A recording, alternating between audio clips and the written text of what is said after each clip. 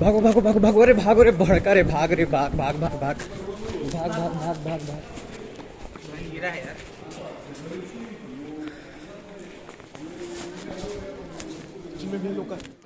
हम भारतीय छात्र यहाँ कीव में फंसे हुए हैं आज 25 तारीख को। जैसा कि जानकारी प्राप्त हो रही है कि आज रोमानिया बॉर्डर पे रोमानिया में आज 2 भारतीय विमान आने वाला है।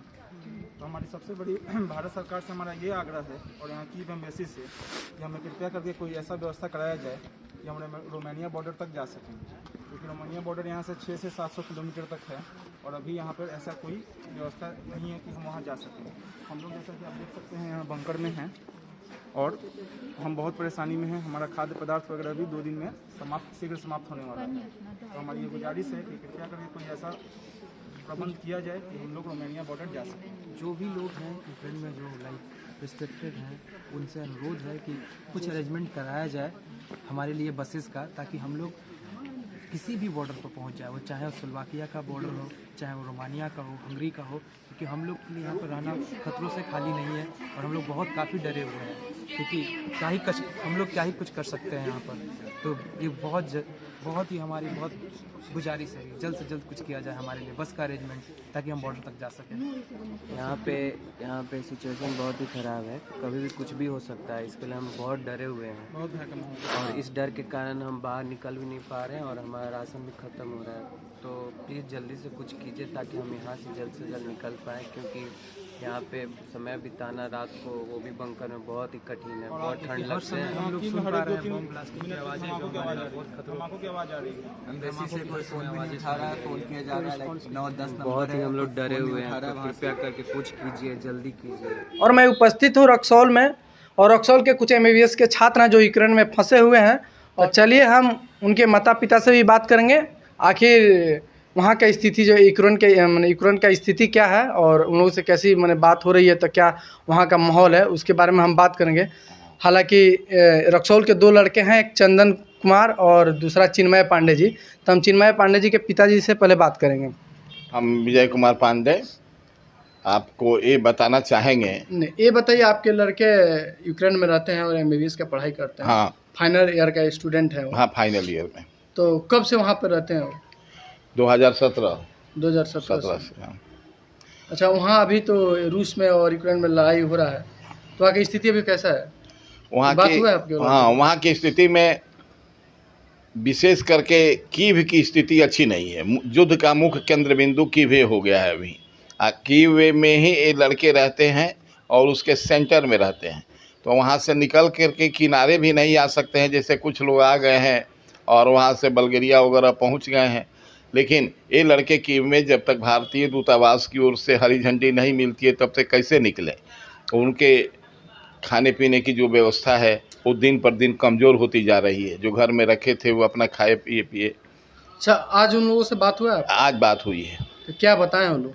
वो लोग बताए हैं कि हम जिस घर में हैं उस घर में बंकर है, तो हम ऊपर में आ करके अपना कुछ काम करके फिर नीचे चले जाते हैं, तो उसमें सुरक्षित रहते हैं। अच्छा, भारतीय एम्बेसी से उन लोगों की भारतीय एम्बेसी से संपर्क में है, लेकिन अभी जब तक वहाँ से कोई संकेत नहीं मिलता है तब तो लोग कैसे निकले। भारतीय एम्बेसी क्या उन लोगों को बता रही है कि अभी आप लोग जहाँ हैं वहीं सुरक्षित रहिए, हम इसकी सरकार व्यवस्था कर रही है, निकालने की व्यवस्था सरकार कर रही है। अच्छा, खाने पीने का तो उन लोगों को जो अपने पास में था उसी में मिल बांट कर खा रहे हैं। जब खाने पीने का जो खत्म हो जाएगा तब तो दिक्कत हाँ, होगा। हमारा लड़का जहाँ रहता है लगभग 20 लड़के वहाँ पर है उसके साथ, और ये 20 वहाँ पर जो भी है मिल बांट कर अपना खाते हैं। देखिए, यूक्रेन में फंसे जो MBBS के छात्र हैं उनके माता पिता बहुत परेशान हैं कि हमारे लड़के हैं। हालांकि जो चिन्मय पांडे जी हैं वो भाई में अकेले सिर्फ सिंगल हैं, इसीलिए उनके माता पिता भी परेशान हैं। हालांकि वहाँ की स्थिति बहुत अभी ख़राब चल रही है युद्ध स्तर में। तो चलिए उनके माता जी हैं, उनसे भी थोड़ा हम जानते हैं कि आखिर वहाँ का मामला क्या है। अच्छा बताइए, आपके लड़के हैं जो चिन्मय पांडे जी और यूक्रेन में फंसे हुए हैं, तो आपका बात आज उनसे हुआ है? हाँ, तो क्या बताएं? उनसे मेरी बात हुई है। उन्होंने कहा है कि अभी 6:30 बज रहा है, अभी हम उठे हैं बाथरूम के लिए और इसके बाद हम नीचे लौट जाएंगे। लड़ाई अब युद्ध चल रही है, काफ़ी डरावना स्थिति है। हम लोगों को कहा गया है कि आप लोग घर में ही छिप के रहिए। जब स्थिति सामान्य हो जाएगी तब वहाँ से इन लोगों को ले जाने की व्यवस्था होगी। ये लोग अभी संपर्क में हैं विदेश मंत्रालय से, एम्बेसी से। भारतीय एम्बेसी जो है उनका मदद हाँ, कर रही है। एम्बेसी तो बताया है कि हम आप लोगों से मिलेंगे, आप लोग छिप कर रहिए, युद्ध की माहौल में हम आप लोगों को नहीं ले सकते हैं, युद्ध की संधि होने पर ही आप घर से निकल सकते हैं, तो अभी हम लोग ले जाएंगे। क्योंकि ऊपर से मिसाइल गिर रहा है, बम गिर रहा है, लड़के निकल जाएं बाहर, उनको किसी तरह का खतरा हो तो ये भी आने से फ़ायदा नहीं होगा। परंतु लड़कों को बहुत कष्ट है, वहाँ पर खाने पीने की बहुत दिक्कत है। वो उसने कहा है कि अब हम लोगों का राशन समाप्त हो रहा है।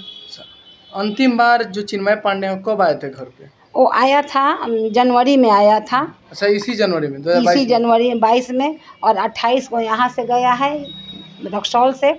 31 को 4:50 उसकी फ़्लाइट थी यूक्रेन के लिए, तो उसे हुआ, उसकी उड़ान भरी है, उससे गया है और 31 गया है, 1 तारीख को पहुंचा है। पहले तो इसकी सूचना नहीं हुई कि रूस से नहीं, इसकी सूचना नहीं थी हम लोगों को। होता तो वो नहीं जाते, हम लोग जाने भी नहीं देते। तो आप लोग देख सकते हैं तस्वीर में जो परिवार वाले कितने परेशान हैं। लेकिन चंदन कुमार जी हैं, उनके पिताजी से भी हम बात करने वाले हैं कि आखिर बहुत सारी जैसे मेडिकल कॉलेज है, यहाँ भी है, इंडिया में भी है, नेपाल में है, लेकिन उनको यूक्रेन में जाना क्यों पड़ा?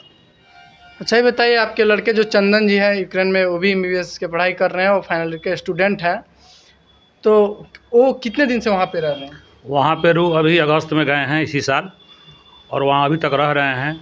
वहाँ पर उसे एक चिन्मय कुमार पांडे के साथ में वहाँ पे एक बंकर में छुपे हुए हैं लोग। वहाँ की स्थिति बहुत भयावह है, बहुत डरावना है। वो लोग बहुत काफ़ी डर रहा है, तकलीफ़ महसूस कर रहा है, और वो लोग अंदर में खाने पीने का भी बहुत तकलीफ़ हो रहा है, ठंड में भी बहुत उन लोग को तकलीफ़ हो रहा है। भारत सरकार से चाहे बिहार सरकार से कोई हमें उतना कुछ रिस्पॉन्स नहीं मिल रहा है। हम लोग भी बहुत तकलीफ़ में है, और हमेशा हम लोग 2-2 घंटा पर हम बात करते रहते हैं, हमेशा 2 घंटा पर बात करते हैं, स्थिति जानते रहते हैं। अच्छा, आज 2 घंटा पहले आपसे बात हुआ है? जी हाँ, 2 घंटा। बताया वो लड़का बताया कि पिताजी हम लोग अभी खाना बना करके छाना और चावल बना करके हम लोग खा रहे हैं, खा करके फिर बंकर में हम लोग चले जाएंगे। हम लोग थोड़ा बहुत आते हैं बाहर में, जब हॉर्न बजता है तो हम लोग फिर अंदर भाग जाते हैं। भयावह स्थिति है, यह देखकर हम लोग हमेशा डरते रहते हैं। और मैं वहाँ का जो आपका ये है, वहाँ का जो आपका ये कौन सी है वो दूतावास से हमने बार फ़ोन किया और कहा, तो दूतावास भी अपना पल्ला जो लोग झाड़ रहे हैं कि अगला देश तक आप लोग वहीं पर रहिए, जैसा हम रह रहे हैं नुका करके, वैसे ही आप लोग रहिए। अभी अगला देश तक हम कुछ नहीं कहेंगे, फ़ोन है, आप लोग फ़ोन से बातचीत करते रहिए। अभी हम लोग आने की कोई व्यवस्था नहीं है, कोई व्यवस्था। बताइए, इंडिया में और नेपाल में भी मेडिकल कॉलेजेस हैं, लेकिन उनको यूक्रेन में जाना क्यों पड़ा? वहाँ जाने का स्थिति है कि वहाँ जैसे एम्स का इंडिया में एक बहुत बड़ा हॉस्पिटल है, वैसा ही यूक्रेन का कीव जो है, कीव शहर में मेडिकल जो है बहुत बड़ा है, बहुत अच्छा है। हमारे दोनों लड़के जो हैं वहीं पसंद किए, हमने उनको भेज दिया। हर साल में एक बार वो लोग आते हैं, अपना छुट्टी लेकर के 2 दिन 4 दिन 10 दिन 15 दिन जैसा होता है वो रह करके फिर चले जाते हैं। हमारा टिकट भी कट चुका था 25 तारीख में लड़का का, यहाँ आने का इसी 25 तारीख में कल। लेकिन 24 तारीख में इतना ना बम ब्लास्ट हुआ कि डर के वजह से हवाई अड्डा टोटल भ्रष्ट कर दिया, इसलिए वो आ नहीं पाया। अच्छा, खास करके आप यहाँ का जो इंडिया सरकार है, बिहार सरकार है, यहाँ के सांसद हैं, उनसे क्या कहना चाहिएगा? उनसे कहेंगे भाई जी, आप हमारे सांसद हैं, आप मुख्यमंत्री हैं, आप भारत सरकार के प्रधानमंत्री हैं, आपसे हमारा विनती है, निहोरा है कि आप किसी हालत से हमारे बच्चों को यहाँ भिजवाइए। हम छात्रों को निकाला जाए, जितने भी छात्र हैं, हमारे लड़के भी हैं, सबको निकाला जाए ताकि हम लोग आत्मा के शांति मिले। हम लोग बहुत बेचैन हैं, बहुत तकलीफ में हैं, रात भर हम TV देखते हैं, समाचार देखते हैं, परेशान रहते हैं। मेरा परेशानी के कारण दूर किया जाए, सर से हमें यही निवेदन है। जब लड़के यूक्रेन में फंस चुके हैं तब परिजन भी परेशान हैं। आप तस्वीर में देखा ही, हमने बात भी किया। तो कैमरामैन संदीप के साथ मैं अशोक यादव, बिहारी खबर तक।